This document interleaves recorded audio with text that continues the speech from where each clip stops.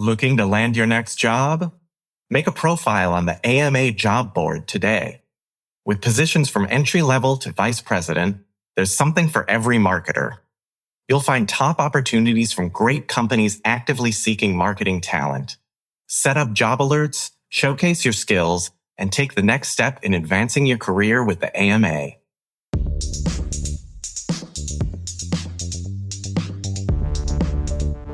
Hello, and thank you for joining us for this special episode of AMA's Marketing In. I'm your host, Bennie F. Johnson, AMA CEO.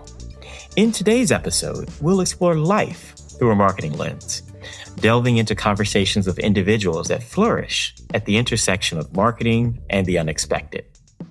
We hope to introduce you to visionaries whose stories you might not yet have heard of, but are exactly the ones you need to know. Through thought-provoking conversations, we'll unravel the challenges, triumphs, and pivotal moments that have been shaped by marketing. Today, my very special guest is Carryl Pierre-Drews. Carryl is Executive Vice President and Chief Marketing Officer of the Interactive Advertising Bureau, better known as IAB, where she is responsible for providing executive leadership and management for IAB's marketing and communications organizations, and its activities that forward IAB's position as a digital marketing and media industry thought leader and agenda setter. Carryl has stewardship over IAB's brand, inclusive of its event portfolio, marketing, PR, programming, and digital, with the goal of elevating IAB's profile with media, tech CEOs, CMOs, and the marketing and advertising industry at large. Carryl is phenomenal and has the title of CMO for IAB. She also holds the title of Chiefs New Era Leadership Award recipient in 2025. Her experience has covered marketing and for a next generation social media marketing company where she built the agency's brand, its PR and digital price. She's worked in influencer engagements and global industry activations. She's been instrumental in key strategic decisions that have driven business growth and elevated visibility and increased stakeholder positioning. She's active in her community and serves as a former board member for She Runs It. And as I mentioned earlier, founding member of Chief. Carryl, welcome to the podcast. Thanks so much, Benny. I'm really excited that you invited me to be a part of this podcast. Well, it's such an honor to have you here. And I think about the interesting intersection of the job you have now. Being able to be a marketer who now serves in the role of helping to lead an industry association of marketers. I feel like I know a little bit about that.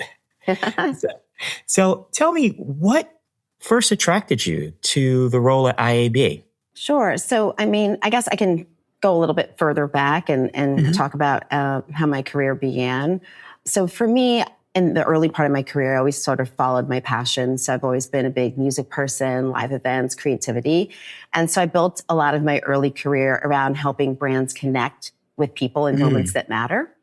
And so I started my marketing career actually at Ticketmaster when I was still in college. So I worked in live events. We do a lot of big live events here at IAB. Right. And then I worked in radio at Clear Channel, and that's now iHeart. Lots of consolidation there. Right. And so I was always close to concerts, events, and I really liked sort of building my career around fandoms and understanding how brands can connect in those moments that matter, as I said. So when they show up really authentically. And then I took a bit of a detour into something unknown, which was sort of the very early days of .com. I started working for a company called Jump Cut, and they were a live event webcasting company. So think streaming before there was even streaming. So before broadband was even a thing. And one of the big things we did there was we worked on the Blair Witch Project, which was one of those early sort of indie movies. Yes. Yeah. And of course it was, like I said, streaming before broadband. It was .com. And of course, that was a very bumpy kind of ride. And of course, we ran out of money, ran out of funding. And so I said, okay, I need to go back into something really safe. And so I got my dream job in television at MTV. So I was super excited to be working at MTV. And then I spent some time there and then also spent some time after that at USA Network at NBC Universal. So, between those two, I got to work on a lot of iconic big TV programs. So Video Music Awards and shows like Suits and creating all those branded entertainment partnerships and things like that. And there, again, going back to, consolidation. And I was always kind of looking for what's next in my career. Right. So kind of taking those moves from, events to radio, and then radio to the .com thing. And then I was like, oh, I don't know if I like this. Let me go into television. And then television started going through its, kind of thing too. And so I was kind of looking around to see, what's sort of the next thing. And for me, it was the way when we were working in television, we were working with companies like, Foursquare and Facebook and Shazam. Right. And so I realized that the eyeballs were going towards social media. And that made me start on my journey. I took about a full year to sort of meet with many different kind of companies that were growing in that space. And so I joined Fullscreen. And so they were a creator social marketing agency. And that was during a period of really rapid growth. I led brand marketing and communications there. But I was able to take everything I learned around creative and entertainment and match that up with creators and then the storytelling piece, but also like platform native storytelling and data-driven performance. So that was a really cool job. And I think you mentioned that in the intro that you gave. So that all led me to where I am today at IAB. So I feel like it was sort of that career trajectory that sort of led me to bring my full career perspective to a company like IAB, where it's the whole industry. So when we talk about IAB, we talk about it as it's the big tent, right? So it's members from publishers, platforms, ad tech companies, brands, and agencies. And so I love that I get to bring all of that full career perspective because I pretty much worked all of those different places except ad tech.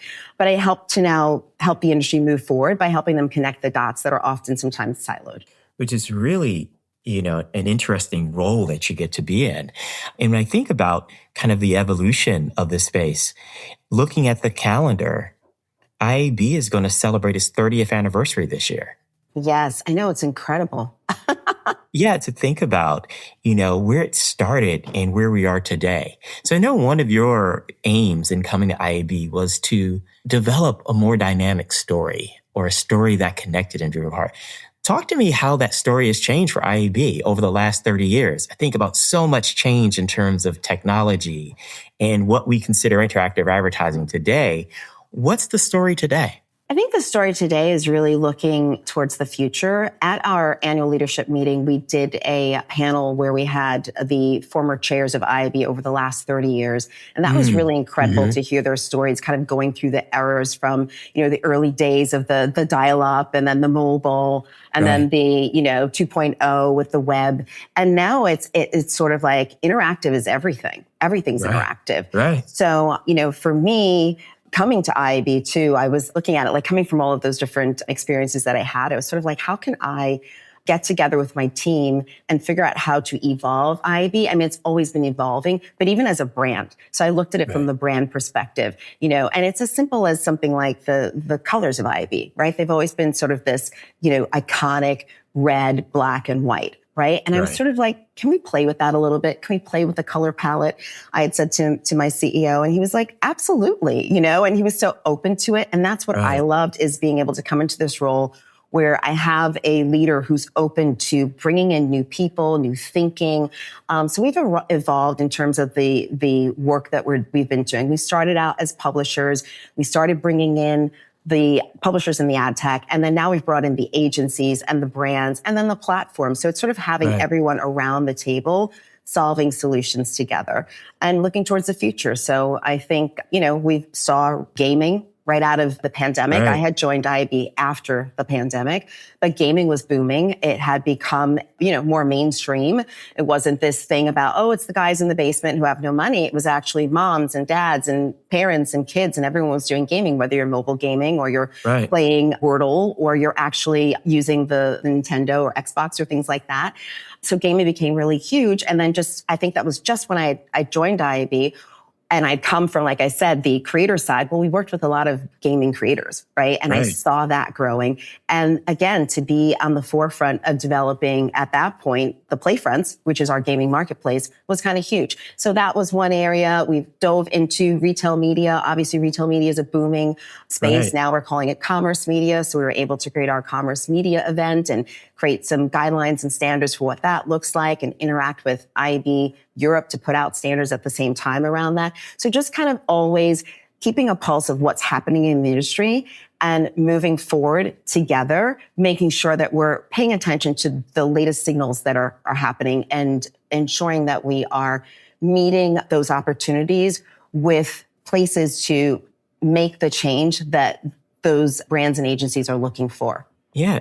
As marketers, we often pride ourselves on our skill as collaborators, right? And collaboration being an important part of it. I think as an industry association, one of the superpowers that you have is really bringing together industry collaboration. What advice or what things have you learned about bringing together an industry on the forefront of these areas, whether it's AI or gaming? You're really at the start of the growth of the industry, but finding ways to bring companies, leaders, and individuals together to collaborate on what's best for the industry. I think when I think about that, I believe it really has to do with our centers of excellence. So at a very high level, IAB's centers of excellence sort of turn complexity into clarity for marketers. So it helps them, focus on the growth and not the guesswork. And what we do is we make sure that we're organizing around topics that are really important to the industry. So like I said before, commerce, there's media, measurement, the creator economy, and gaming. And then with AI, it kind of runs through it all because AI is rapidly evolving, as we know, like minute by minute, and it's touching every part of the ecosystem. So I think in answer to your question about bringing everyone together, these centers are informed by their boards, and then they have committees and councils and working groups. And so they meet on a regular basis. And again, those are made up of the entire ecosystem, which is incredible.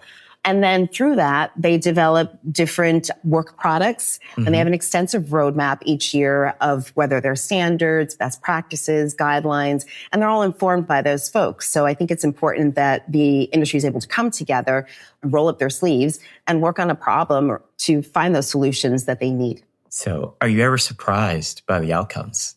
When you bring all of these leaders together, are you ever surprised at the direction in which, the industry's going? I don't know if I'm surprised. I think, if anything, every once in a while, I've heard that, a center will get together and they're sort of like, we're going in this direction. And then all of a sudden something will pop up. I mean, I feel like AI is probably one of those things. It just, the adoption happened so quickly. People were sort of like, hey, this thing is happening. What are we doing? And even at IAB, like I said, AI runs throughout it. The way our centers work is that they become a full-fledged center when they have a board. So this year, we're actually going to have a board. We announced the board, I should say. And when that board gets underway, they will figure out what the roadmap is for next year. But for 2026, there already is an AI roadmap. And even in 2025, we released something called the AI in Advertising Use Case Map. And that was actually really born out of a committee of people that came together. It was around 300 people. It was like an AI committee that we created. And it was great because it developed a practical way for marketers to see where AI is already showing up in their workflows and where it can help. So not just like in theory, but in practice. So I think that might have been one of those surprising things sort of when our new AI expert came on board, was sort of like, hey, this is something that the industry needs. There's all this AI happening, but how do we know what to use? What's working? What are the right tools? And by her creating this sort of interactive use case roadmap, it was actually a smart thing to do. The other thing that's kind of funny about it too is we tend to create a lot of our work products and things like that as PDFs. And she was adamant, I don't want this to be a PDF because then it's a static, stale thing and it's never evolving. So we used an interactive tool that we can continually update. And it's amazing because you can just go on and she's able to update the little sections as things are emerging and happening and changing, which is kind of cool. So yeah, it's always interesting to build standards, but it's really dynamic to build standards on the cutting edge, right? Because as soon as you're understanding what happens, what's next. You've written a lot. You've been a thought leader itself. I mean, IAB is a thought leader, but you've particularly been a thought leader on helping people navigate the challenge between marketing in a B2C context and a B2B context.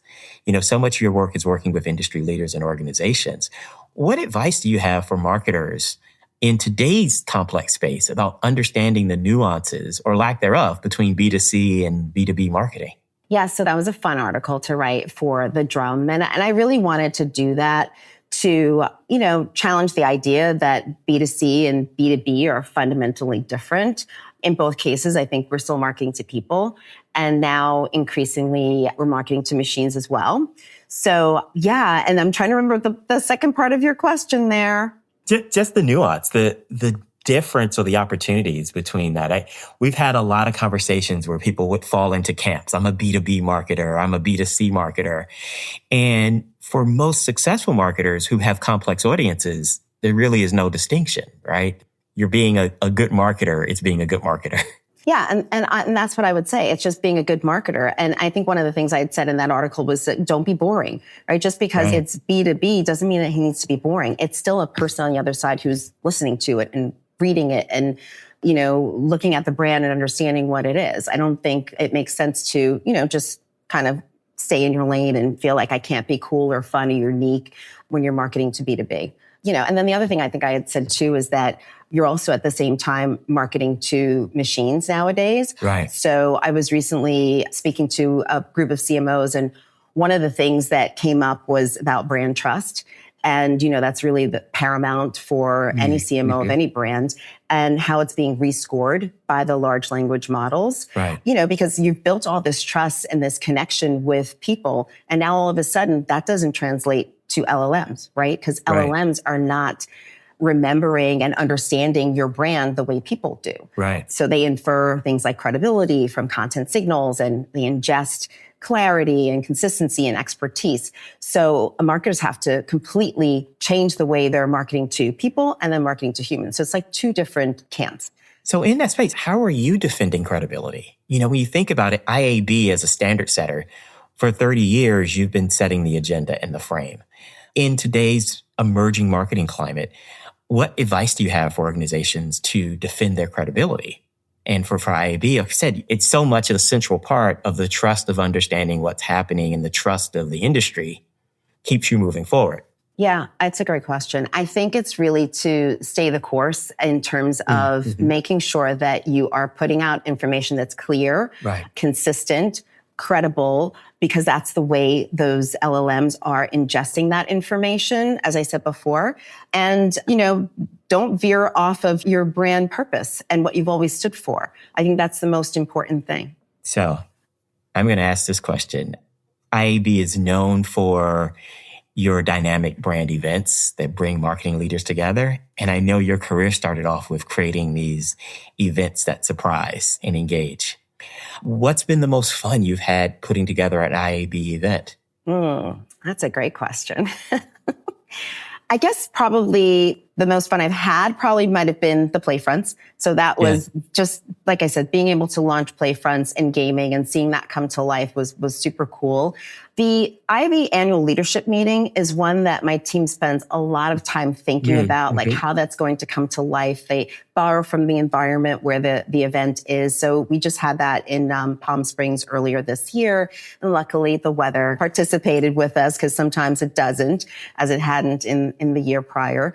But, having those little touches, like you mentioned before, IAB celebrating our 30th anniversary. And so one of the things that the team said is, okay, we want to bring that to life in our opening party. And we had a brainstorming session, like, how can we think about this? And we went right back to the 90s. And that was so fun, right? What happened in the 90s? What was the music scene in the 90s? And luckily we had a really great sponsor who's all the music audio companies came on board to sponsor that. And then we had just like fun little moments, at the 90s party. There was just fun food that was related back to the 90s, lots of fun tchotchkes related back to the 90s. There was a photo wall where you can, take like a boom box and a mic and, do the rapper thing, have a big chain, that kind of a thing. And we had all the fun 90s music playlists happening in it. That was actually a lot of fun.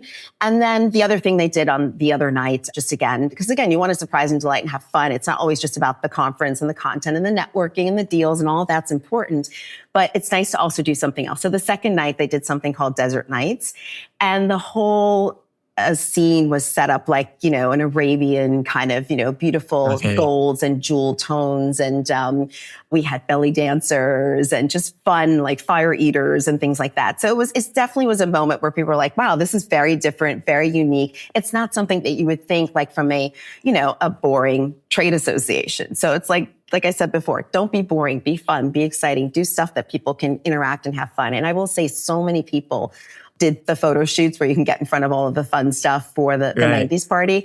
And then those showed up all over social media and on LinkedIn. And that was a lot of fun.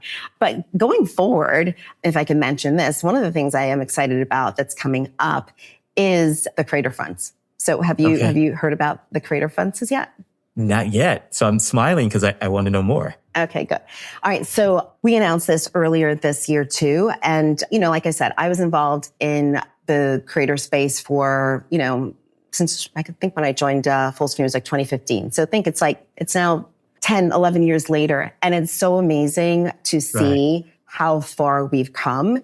The brand deals back then were like these sort of one-off, a mention, an integration, a product integration kind of a thing. And now creators are really fueling this sort of full funnel performance across social and CTV and their own platforms and things like that. So IB has been, staying on top of this. We have a board, a creator board, and we have a center that works on creator work products and things like that. So we finally decided this year, and I'm so excited that we're doing it, we're launching the IB Creator Fronts, and that's going to be the industry's first only upfront style marketplace, and that's going to be dedicated to creators. And what's super exciting about it too is it's going to be a global moment. So I don't get to work on all the global stuff, but IB does have 45 chapters around the world. So not all of the chapters, but a huge, maybe about 20 of them are going to be launching the creator fronts at the same time. So it's going to be a global event. So I'm super excited to see this, sort of progress and, be a part of, a team helping to really formalize the space. Really exciting work.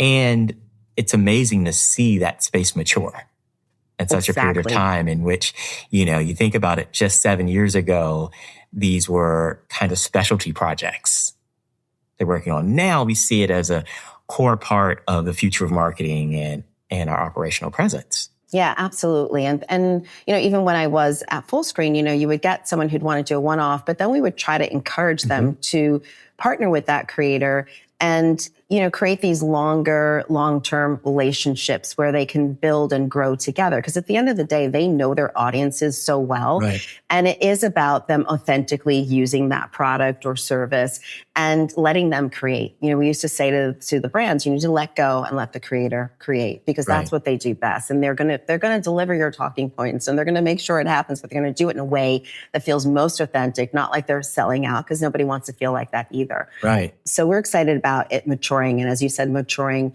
the center. It's funny. It's called the Experience Center. It's not called the Creator Center because the Experience Center focuses on creator gaming and anything that's emerging. But they have some really important work on their roadmap this year and things that brands are talking about. As you said, it's maturing, but it's still a bit of a wild, wild west even now, the way creator deals happen. I mean, you could work directly with a creator. You could work with a PR agency. You could work with an agency like I was at the last place. We had a talent management group and all of that. You can work through, there's so many different ways to work with them. So there isn't clarity on how the brand deal process works. So that's one of the areas that we're planning on developing is a sort of a creator brand deal process end to end, like how that actually works. And then a big one is measurement. Right. So like you said, everyone's doing stuff with creators, but how are you measuring it?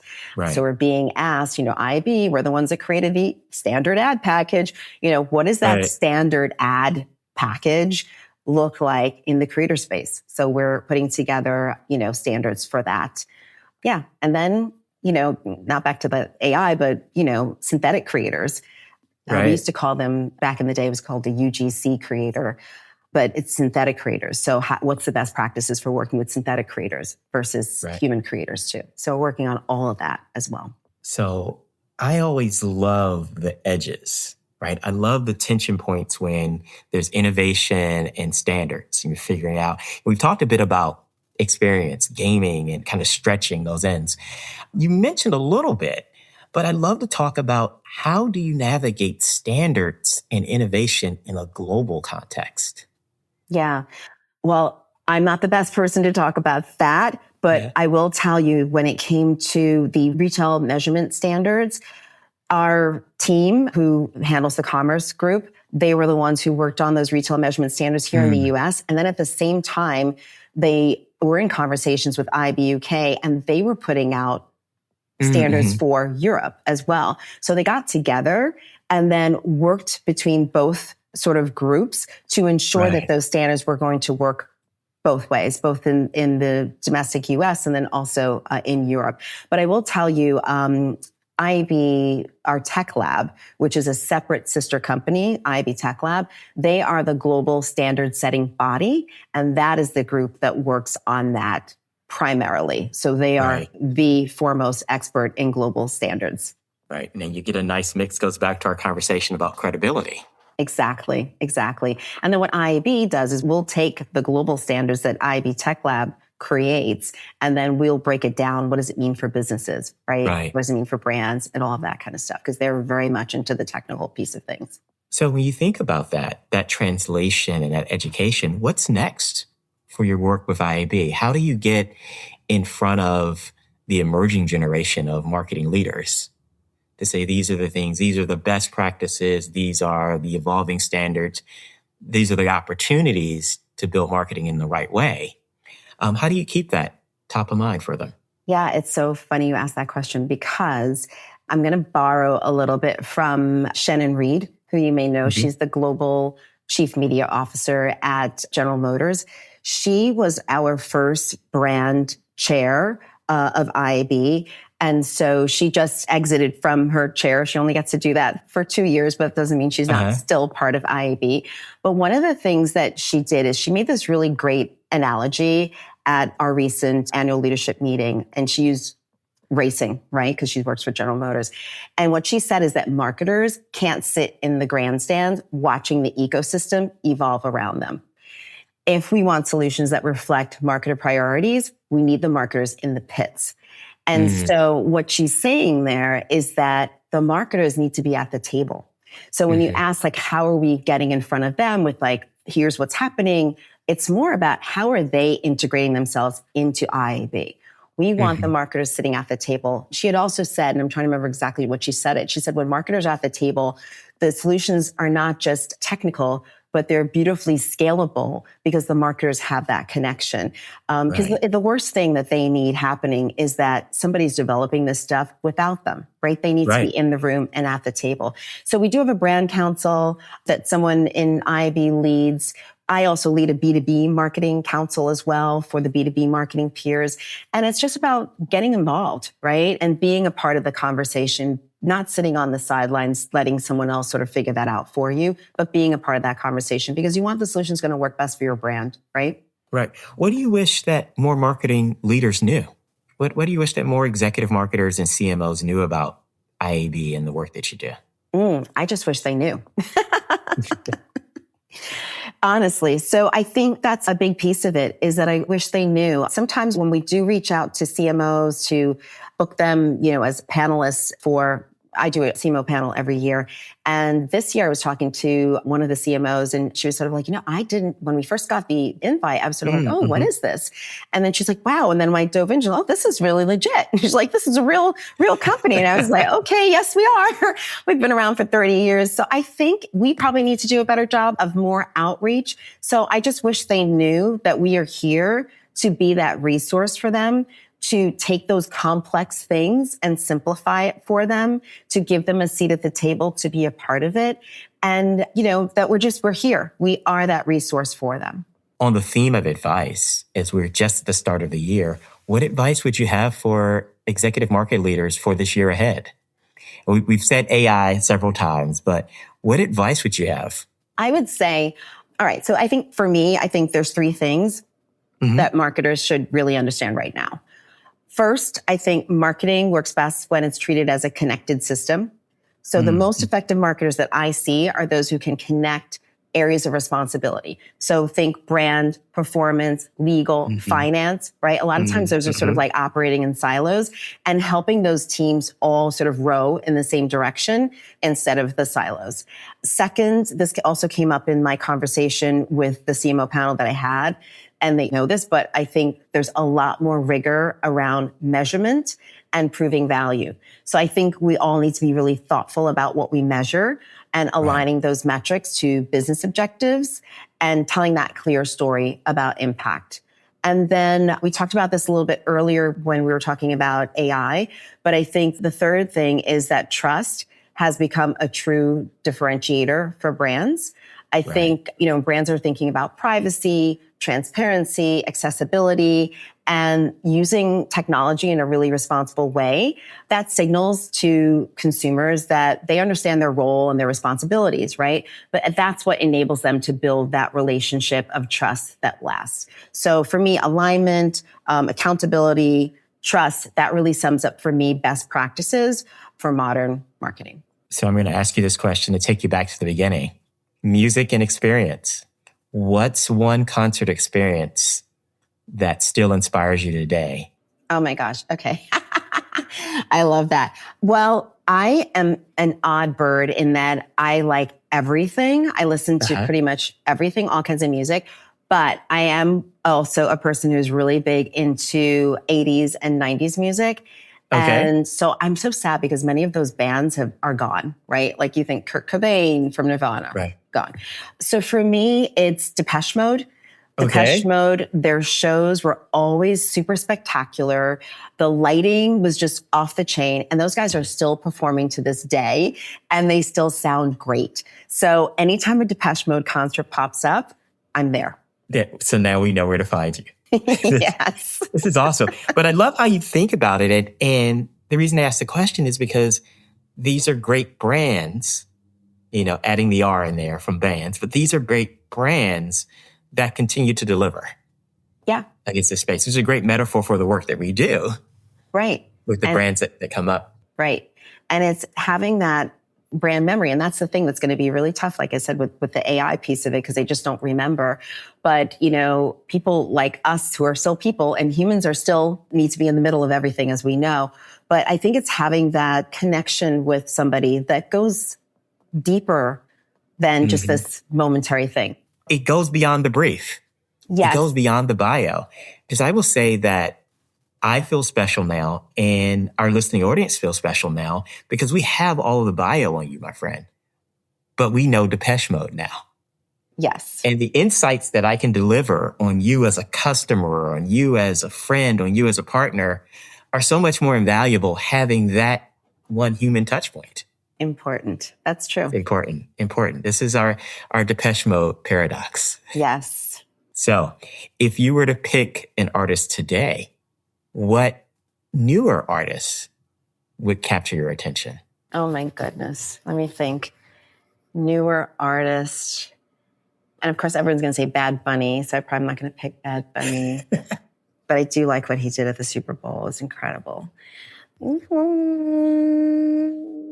I mean, can I say Bad Bunny? You can say this. You can always, on my podcast, you can always talk about Benito on my podcast. Okay. You are allowed and encouraged. Okay. So I'm going to say Benito. There you go. It's almost got your name. I would say, yeah, Bad Bunny. I'm just impressed by him. I loved him on SNL. And I loved his performance at the Super Bowl. And it took me back to also being a person who is from the island. So we didn't get into, cultural heritage, but my father's Caribbean from Trinidad. So just the way he opened the show with all that creativity, and you had like the ice sky and you had the sugarcane trees, all of that just brought so much beautiful connection and culture to life.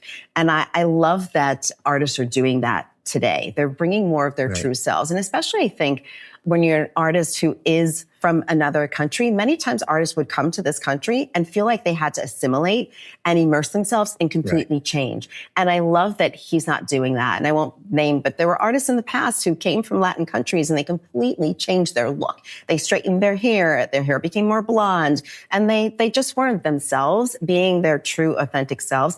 And I love that he had no, misgivings, no excuses. He's like, this is who I am. I'm going to sing this. I'm going to tell the story. I'm going to paint the picture in a beautiful visual way and be myself and sing in my language. And now you need to move in my direction. You need to learn who I am. And I thought that was beautiful. I think that it's a great way that you described it. There's a bit of brand gravity that comes in, that brings you in to the authentic nature of the brand. Yes. We're all drawn into brands that kind of understand the assignment in their lane. Exactly. And like, this is who I am, and I'm going to not just double down, I'm going to triple down and invite you in. Exactly. And that's what he did, because I'm sure that the ChatGPTs and Perplexities and the Google, everyone was searching, what did he say? What did he mean by that? And what happened here? And what happened there? I mean, I did it myself. I mean, I don't speak Spanish fluently. I studied it in high school, but I literally went on Facebook and someone had a really good description of exactly what everything meant. Like, why was he wearing that number on his shirt? Like all of those different things. And I was like, and why were they climbing the electric poles? Right? Yes. All of that stuff. And I thought that was incredible. Everything had a meaning. There was a purpose in everything, which was beautiful. What's really powerful is that so much of the things we experience in life all has meaning, and it's often hidden in plain sight. I think that, this is a great example. If we're open enough to explore, then we find those connections. And I think brands have those same spaces as well. I was speaking with students last night, and they were talking about what happens in a world in which everybody has AI. And we talked a bit about the fact that if everyone has the same tool and has the same usage, then there's no advantage. It becomes common stakes. The advantage becomes those hidden moments. The advantage becomes the human creativity. The advantage becomes those unexpected ways in which now I know that if I got you a custom album that had Depeche Mode on one side and Bad Bunny on the other, it'd be perfect for you. Exactly. Yeah. I think we're all using AI, and at the end of the day, it's really just about, helping us perform tasks quicker. I mean, people are obviously on the media and agency side, they're doing buying and planning and optimization, all that stuff. And on the marketer side, we're, doing content creation, and it can help spark ideas, but the human piece of what brings those ideas to life is so important. And it's nice. I like to call it my assistant. So I've got like a thought partner. Yeah. Is the way I kind of refer to AI. And I actually have a name for mine. Mine is Chatty Cathy. And she's my thought partner. And she frees me up to do the things that, we do best as humans. Well, leaning into what you do best as a human, I know you're a master storyteller. So I'm gonna close out with, what are the headlines for next season's story? For IAB, for marketing, and for innovation? What do you think next season holds? Oh my goodness, Benny. You're killing me. See, that's the best. We know it's a good question when you pause. When I get the chief marketing officer of IAB to pause and reflect on it. So what's next? For IAB? For IAB, for marketing in general. Okay. Let's see. The headlines for what's next. Oh my gosh. So this is when we know we're having fun. So everyone who listens knows that this is completely live. I guess, I don't know. This may sound like kind of boring, but I think the headlines for what's next is alignment. I think there's too much of everyone kind of going off in their same direction and not kind of coming back together.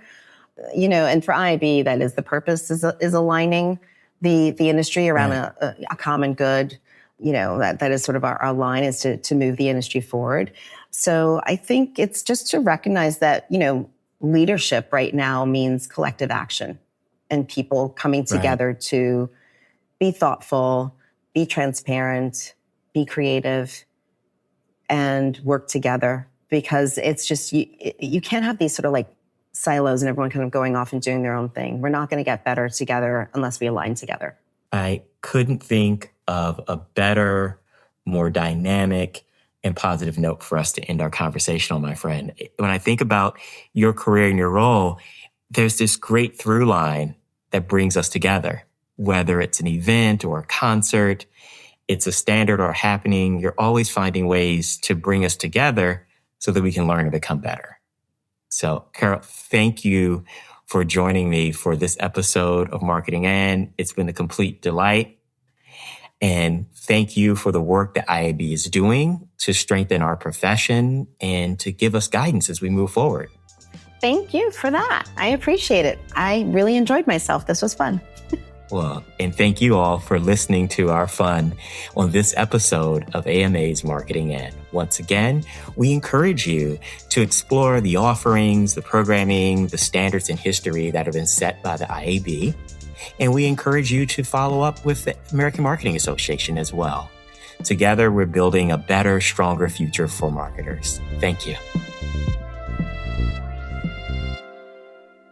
Looking to land your next job? Make a profile on the AMA job board today. With positions from entry level to vice president, there's something for every marketer. You'll find top opportunities from great companies actively seeking marketing talent. Set up job alerts, showcase your skills, and take the next step in advancing your career with the AMA.